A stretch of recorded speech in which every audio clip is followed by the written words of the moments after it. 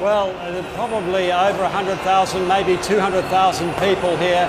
This has been going at this intensity for hours and hours, ever since word spread that the army was making good on its threats, was putting the president under effective house arrest, and then the announcement on the television from the head of the armed forces that the Constitution was being suspended and a new Constitution was going to be brought in, fresh elections in about a year's time, and an interim government made up of technocrats.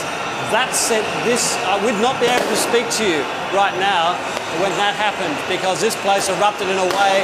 It was like 20 MCGs going off all at once on grand final day.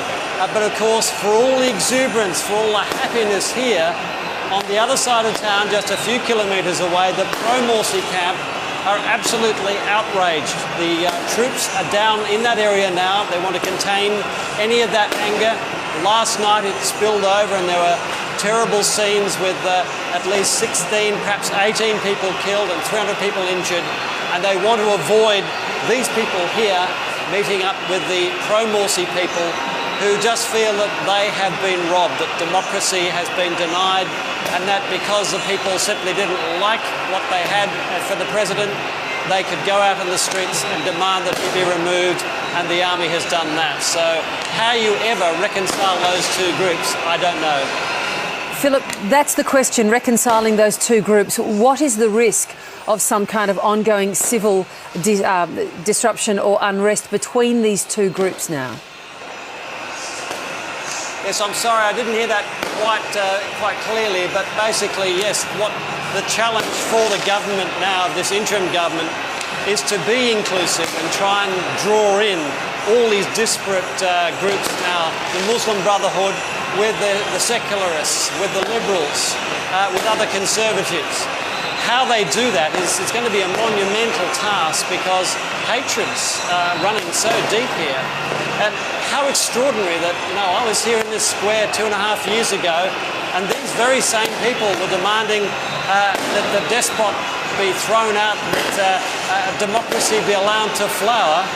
We've had a president, an elected president for 1 year, and they've come out, demanded that he go, and demanded that the army take action, which is what they've done. So these are extraordinary events here, and I guess what it does do is underline that this is a very new democracy. It's a fragile democracy, and there is going to be a lot of pain between here and eventually the country settling into some sort of democratic rhythm, if it ever takes.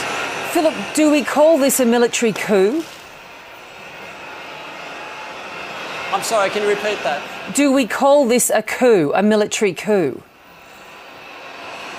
Well, it's one man's revolution is another man's coup, and for these people it's a continuation of the revolution that they began in this square in 2011, in January, February 2011. But for those pro-Morsi supporters, it is a coup.